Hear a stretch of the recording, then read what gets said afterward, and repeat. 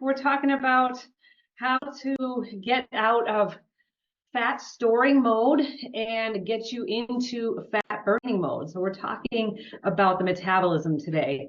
So I'm gonna go ahead and share my screen. And then we'll get this going. Okay, so here we go. I just had a little bit too much fun putting this stuff together, but today we are going to talk about how we can improve your metabolic health by using nutrition, exercise, and lifestyle changes.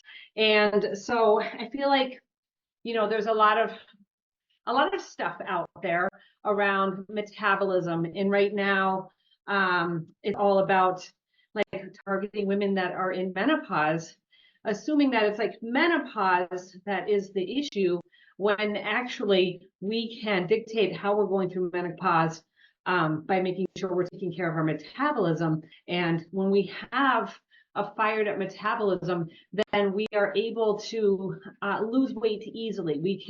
We have plenty of energy. Sleep is good. Moods are good. Cravings are down. We have better body composition, right? Decreased fat. And so that is the benefit of having a metabolism that is up and running. But what happens is, because of our nutrition, our exercise, and our lifestyle, we actually tamp down that metabolism. And then we start to see issues that are largely due to the fact that we have depressed our metabolism. But so many of the symptoms mimic menopause symptoms. And so it's kind of convenient to just say it's menopause, right? When that isn't the underlying factor. However, if we don't take care of the metabolism, then that is going to exacerbate menopause issues. So, you guys with me? All right. So basically what we want to do is we want to get you out of fat storing mode and get you into a fat burning mode.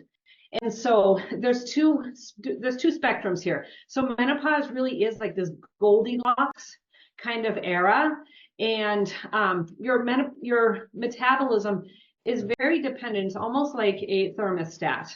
And so it's going to be very dependent on where you are at with activity, with your diet, with your nutrition. And so there's the part, this is the demographic that I work with the most. Actually, we'll go on the other side, right? Which is women that are just eating too many calories, right? They're overfueled. They're not exercising at all. I shouldn't say too much cardio there. I should say no cardio, no activity, right? They don't have any muscle on their body. They're not doing any kind of weight training.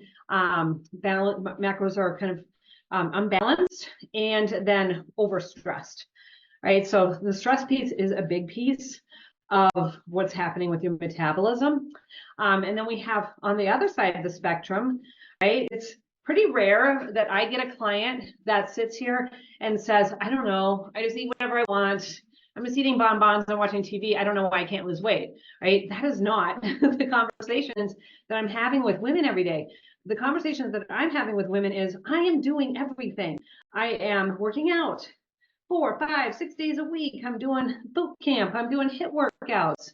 I'm watching what I eat. I eat healthy. I'm intermittent fasting, right? This is what I hear. And so now there's on the other end of the spectrum is underfueled by always dieting, being good all week and then indulging on the weekends, eliminating carbs, fasting, over exercising, right? Being way over exercised, too much cardio, no days off, no resting, and then being under muscled, because if we're not sending a muscle building signal through weight training, we're not putting muscle on. And cardio is a catabolic activity, which means we're eating our own muscle if we're not building it, and we're always focusing on being in a deficit and not and depleting it even more through cardio. So under-muscled and then overstressed, right? This is pretty much, a lot of people where we have really crappy self-care routines, right? We're not parenting ourselves. We don't have good sleep routines. We're always people-pleasing. And so this is going to put you into a fat storing mode, right? And so in this, with this, the age of information, we're looking for the answers, right? They're out there. It's just like, how do you sift through all of this information, right? And you go on to Facebook, you guys are getting targeted with the ads, right? Lose belly fat in 30 days with this probiotic, right? Or do this thing, or you should never do this, or you should only do this, or under no circumstances should you do this, right? And so it's very confusing. So we get into a place where nothing's working, we're frustrated, we're confused, we're overwhelmed, and we're just plain stuck. And so what it looks like to be in a fat burning mode, right, and increasing your metabolism, if you're on either end of these spectrums, you're literally just putting a hose, right? Just like putting your metabolism out, right? Your metabolism should be up and running. And so, what we're doing when we do all of these activities on either end of the spectrum is we're just putting that fire out. And so to increase the metabolism, we want to make sure that we are well fueled, right? We're eating at maintenance calories or just below, that we have balanced macros and we're getting the nutrition that we need, which isn't going to be possible if we're always in a deficit or if we're eating good all week, right? And then kind of depleting your body of what it needs and then giving it too much of what it doesn't need. Getting in just like daily steps instead of always trying to burn calories, making sure that we're weight training 3 to 4 days a week, making sure we're eating enough protein to actually build that muscle, but also the calories to build that muscle as well, and that we are managing our stress. And this one is a big one. This is probably the hallmark of why women in menopause are having such a tough time, is because we have poor self-care routines, we don't parent ourselves appropriately, and we have really crappy sleep routines as well. Coffee, alcohol, right, leading to sleepless nights. Yes, we also have hormones, right, that are coming into play, but if we were supporting our metabolism, then that wouldn't be as big of an issue as it is. And so, we come into this place where we're like, we have some knowledge, right? Wherever we learned it from. Maybe Becky down the street did this, or we heard this somewhere, or we're following this guru here, or this doctor here. So we have some knowledge, but we're overwhelmed by that knowledge. And we think we just need willpower, determination, and motivation to power through this. Yet darn well that that wanes, that we don't have the motivation all the time, that we lack determination, and then we blame that on the fact that we just don't have any willpower, and so we take this on ourselves like it's our fault. And so then as we start to kind of learn what to do now with this body that you have, right, in the late 40s, early 50s, going into the 60s, with menopause, perimenopause, menopause, we have to do things differently. And so that we learn what are those things that we have to do, which is what I'm talking about today, and then we implement them. And so sometimes you can do that by yourself, right? But a lot of times you're going to need some kind of accountability and some kind of a support system to say, hey, this is what you should be doing, right? Instead of just throwing spaghetti at the wall and seeing what sticks, right? Because there's so many things out there that we think that we should be doing, when in fact there's just the basics that are boring. They're boring, right? It's not sexy, right? But those are the things that are actually going to work to get you to where you're in a fat burning mode rather than fat storing mode. And then doing those things with consistency. So any questions right now? You can pop them in the chat, or you can unmute yourselves and just ask. Do you need any kind of clarification on either one of these ends of the spectrum? Does this make sense? It does. It makes perfect sense. Okay. I love the accountability part. That's where I fall down the most, is I can understand everything that you're saying, but the accountability is where my struggle comes in. Yeah, I mean, everybody needs the accountability, right? I still have a coach to hold me accountable. So I don't know if you saw my post today, but like everybody does need that accountability, but more so when you're like trying to figure out like the answer to a problem, right? And I think this is a big one because there's just so many moving pieces to it. So thank you for answering.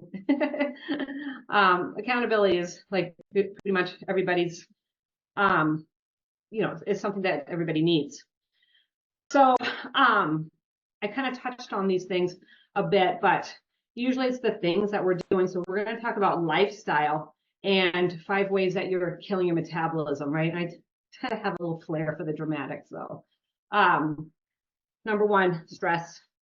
Stress is the big one in menopause. So here's the thing, we're dealing with kids, right? We might still have kids that we're raising, or they just haven't left yet, right? And then we have parents too. Now we're starting to see health issues on that side. So we have a lot of stress. We have a lot of balls in the air. Plus, we have a family that we have to take care of. We have jobs that we have to go to. We have a house that needs to be cleaned. There's laundry, all the stuff, right? Let's throw some news onto there. Let's throw scrolling onto social media. Let's throw in emails from your boss, right? Or you find out so-and-so did this, or blah, blah, blah, blah, right? And so we're always under attack with the stress. Chronically dieting is a huge stress on the metabolism. Over-exercising is a huge stress on the metabolism. Elevated cortisol, we're always in this fight or flight mode, right? Where we're always like reactive, right? We're like kind of almost spoiling for a fight. Like, oh, she said what, right? Instead of just letting things roll off, and we become less tolerant of people as we get older. And that's part of hormones as well, is just like, we have a shorter fuse, right? And we're just always in fight or flight mode. This is the number 1 reason why a lot of women have a tough time in menopause, is this stress piece, and especially because this is going to lead to thyroid issues. It's the number 1 reason that you have a thyroid issue, right? Is going to be stress. Hypothyroidism, going into Hashimoto's. Sorry, not going into Hashimoto's. A traumatic event, a stressful event, losing a pet, losing a parent, losing a job, getting a divorce, right? These are traumatic events, and this will throw you into Hashimoto's. This is a precursor, like it is always some kind of an underlying trauma that will kind of throw you into having full-blown like thyroid issue, right? So that's thyroid issues like on a large scale. And so this is largely due to stress. Now, so that's going to be one way to kill your metabolism. Another one is the being good all week and bad on the weekend, right? This was me, all right? So chronic, always being on a diet, every single Monday, starting my diet over. I'd be good until like Thursday, Friday. And then it was like, whatever, I've been good, I deserve this. But I deserve what? I deserve Cosmos and pizza and chips and crap, right? And so we're like living on like lettuce and cucumber and carrot sticks and celery during the week. So we're not giving the body the nutrition that it needs. We're basically starving ourselves and then demanding, that the body do all these high intensity workouts and stuff. And then on the weekend, right, it's like flooding it, like, here's a fire hose with all this crap. And now we can't, now the body's like, it's like feast or famine, right? It really wanted the energy here. And then we give it this plethora of energy that their body can't do anything with, right? Your metabolism hates this, right? Hates it. It's worse than just always being on a diet, quite literally, because your body just can't like settle on anything.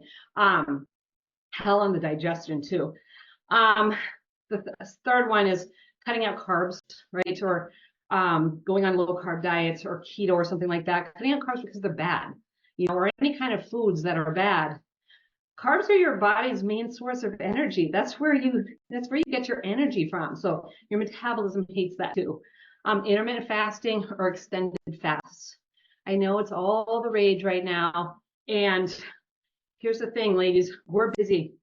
We don't just lay around until noon and then we start doing stuff, right? Usually we've had like 5 hours of work underneath, right, where we've done our workout, we're at work, we're running around, we've done quite a bit of activity before noon. And so not giving your body the calories when it needs it the most and saving it to the end of the day when your body needs it the least, right? So usually we have this, we just don't eat breakfast because that's easy, right? Running out the door with a cup of coffee. And it's like, you know, you're busy doing all these things, but your body doesn't have the energy to do it, right? Fasted workouts, right? It's not good, right? It's you don't burn more calories doing a fasted workout. In fact, you're probably burning less because you don't have any energy. And so intermittent fasting, your metabolism really hates this, right? We kind of, and it's not that we have to keep stoking the fire. We don't have to keep feeding ourselves with these 5 to 6 little meals that used to be the rage, right? But having calories and then digesting those calories, right? Having some more calories and digesting again. So we're looking at like 3 solid meals, maybe a couple snacks. So if we're trying to hit any kind of a protein goal or a calorie goal, it's going to be really hard to say, let's say you're 150 pounds, you need to get in 150 grams of protein per day. It's going to be really hard to get that in 2 meals when you're intermittent fasting, right? 75 grams of protein for lunch, then again, 75 grams of protein for dinner, like that's gonna be tough to get in. So, but I digress. That was a little bonus. And then the 5th way to just really kill your metabolism is just always focusing on how many calories can you burn, right? Is this worth it? Like, you know, I used to be like, I wouldn't even do anything unless I was gonna burn at least 300 calories, or you're burning to earn your calories, or working out to like put some calories into the bank. I have done all this stuff rather than building muscle. So I'm not saying not to do cardio. Well, I kind of am, right? You don't need to do cardio to promote fat loss. In fact, it's going to be counterintuitive. And I know that sounds backwards, but because we're just constantly raising it's again that fight or flight mode, constantly jacking up the not the metabolism, right? We're constantly tamping down the metabolism, but jacking up the cortisol through all this cardio activity. Again, it's a catabolic activity. We're breaking down the muscle on our body, which we're already losing past the age of 40 anyways. Actually, it starts at 35. We start losing our muscle. And so this is where your metabolism goes to die, right? When we decrease the muscle on our body, and now we're in this catabolic state, not having any calories, always being on a diet, trying to out exercise all these calories, and we just get ourselves into a place where we got nothing. We don't have anything. There is zero fire left. So the metabolism is done. And so once you build up your metabolism, then weight loss and fat loss is easy, right? You're never going to have to repeat this journey. You'll be able to be more reactive as far as having a reactive metabolism where, say, hey, maybe you're in a surplus for a couple of months and maybe you gain 5 pounds, right? You should be able to easily take that off once you have an adaptive metabolism. But a dead metabolism is not an adaptive metabolism. A healthy body is a responsive body. An unhealthy body is a very rigid, non-responsive body. And so this leads us to being frustrated, right? Impatient, we're confused, we're overwhelmed. We lack accountability, right? That's the big one. And also the consistency to do the things that we need to do. This like shiny object syndrome. Well, let me try intermittent fasting. Whoa, let me try Wegovy or whatever that is. That was amazing for Becky down the street. Becky did keto. Look at how great she looks. Oh, Optavia, right? Becky did that too. Look how amazing she looks. And so it's this kind of shiny object syndrome that leads to, I'm not saying these things don't work, they do till they don't, right? So asking you to consider something that's more sustainable, that's actually going to help your metabolism, right? An 800 calorie diet on packaged products from Optavia is not going to help your metabolism, right? Having a GLP-1 antagonist, which is suppressing your appetite, is not going to help your metabolism. Keto and cutting out carbs is not going to increase your metabolism. So I think that is the, the end of my speech. What questions do you guys have on like any of these things? And do you guys, let's see, I'm not going to say, hey, I'm doing all 5 of these things, right? Who's doing at least one of these things on the list? Or are you like, no, I'm perfect, I don't do any of that? Let me know either way. So I do the good all week and bad on the weekend. Same girl. I did it for that was my MO. So so I remember I was a bartender, and every Monday it was like just start over again. Just start all over again and be super good, and how am I going to set up my diet, and here's the lettuce, here's the celery sticks, right? Here's the carrot sticks. Like, this is what I'm going to eat. And then you're like, okay, we did it. It's like Thursday, Friday comes along, and it's like, okay, you know what? Now I'm ready for a glass of wine. You know? Or, you know, I've been good all week, and then that just kind of escalates, or we're not mindful, right? And then those habits, we kind of fall out of those, not even habits, right? Because that wasn't even a great habit to have, like where we're just being super frugal with calories, and then we just go into this excess, and like my body didn't know what to do with the meatball sub and the steak and cheese and the chips and all that stuff after I've been depleting it for so long.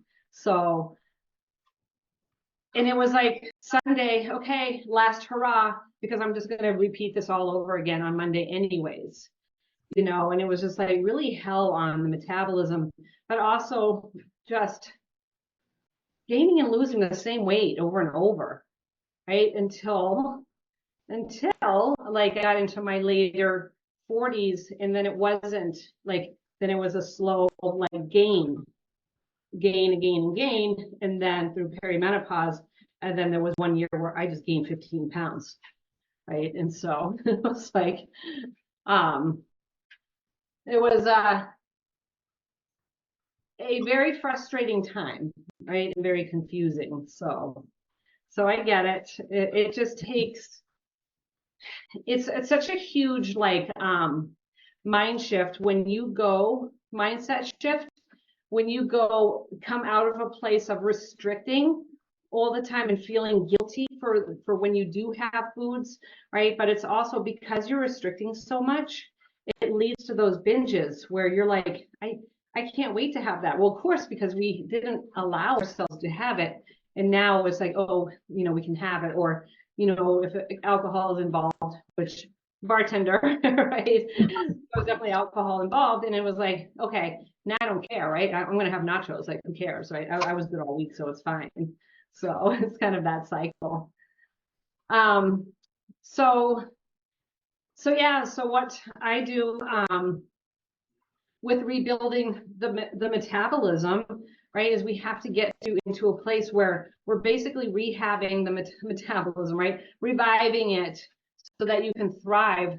And this is where I find most clients start, right? Not everybody, because I do have some people that are just like, I'm just eating, like when we see like what they're having. So we always like see what the diet looks like. They're tracking in my fitness pal, and then we can see where they're going to start them, right? 99% of my clients, they're like eating 1,100 calories, 1,300 calories. Maybe they're not tracking properly, right? And so really it's just having a clean slate, getting them, right, bumping up the metabolism, and then getting them to a place where they have a healthy relationship with food, where we're not cutting and we're not in this restrictive place.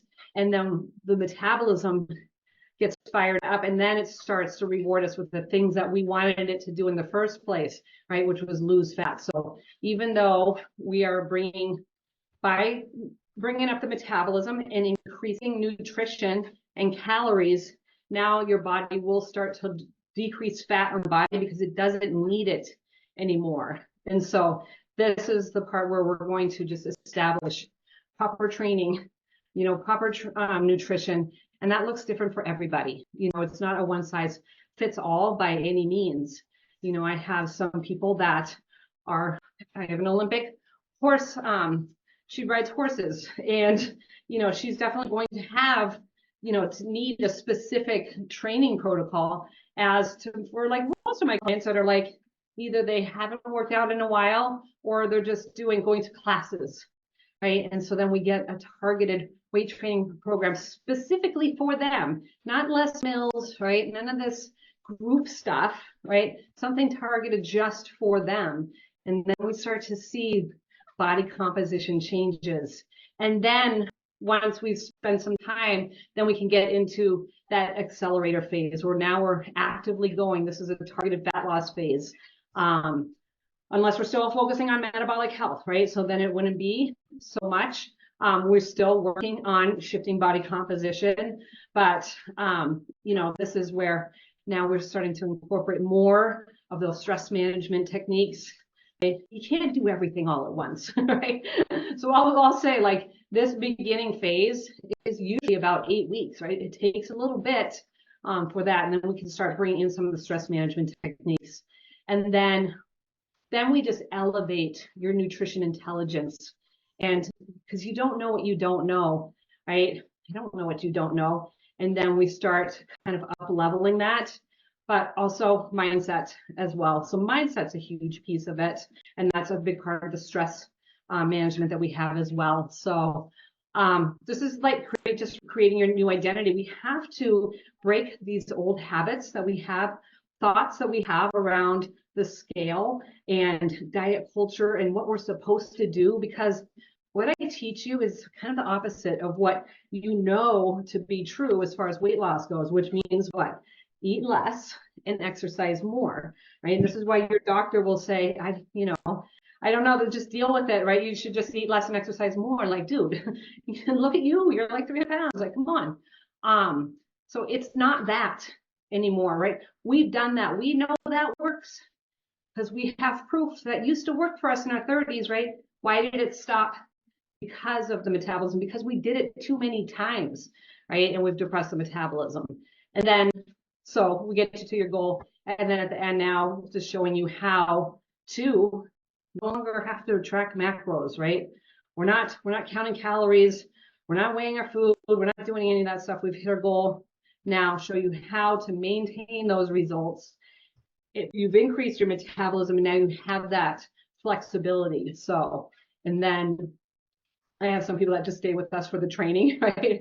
Then they set a different goal, right? So this happens a lot, right? You think if I just lose 20 pounds, that would be awesome, right? That would be the best, right? And then what happens is we lose the 20 pounds, but it's like, I thought this was going to look different, right? I thought I was going to look like badass Becky over here, right? Well, badass Becky has about 10 pounds more muscle than what you have, right? And so that's where we're continuing to work on body composition. But for the most part, that's usually everybody's pretty psyched when they get to their results, right? And then now we just adjust goals, and now we're just working towards body composition goals. So that's, basically the process that we use. Yeah, you can do this on your own, right? But it's a slippery slope of like, what is actually working? What does that mean? I have to eat more calories, So some women are just terrified of that, right? Like terrified to eat carbs, like really stuck in this like good food, bad food mentality. Susan's in my group, in my 4-week group. So she's kind of come to, has been exposed to my tactics. And I think she can say like, hey, like this works, it's only been in the group for 3 weeks. So, but for anybody that wants to book a call with me so we can really talk about like, what does your metabolic health look like? Are you in a place where you should even be going into a diet, right? Should you be going into a fat loss phase, then you can book a call with me either tomorrow or Saturday. I have some time, or next week. And we kind of already talked about that, but how would that apply to you? And then how are we going to build up your metabolism, right? First, we got to see where you're at. And so I have a little form that you can fill out, and then we can get there. I just saw there's some stuff in the chat, so. Oh, Susan was saying she couldn't answer earlier. So, so let me stop sharing. So what questions do you have?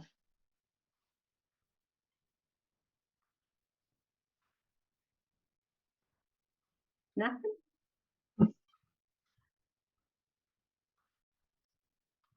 All right.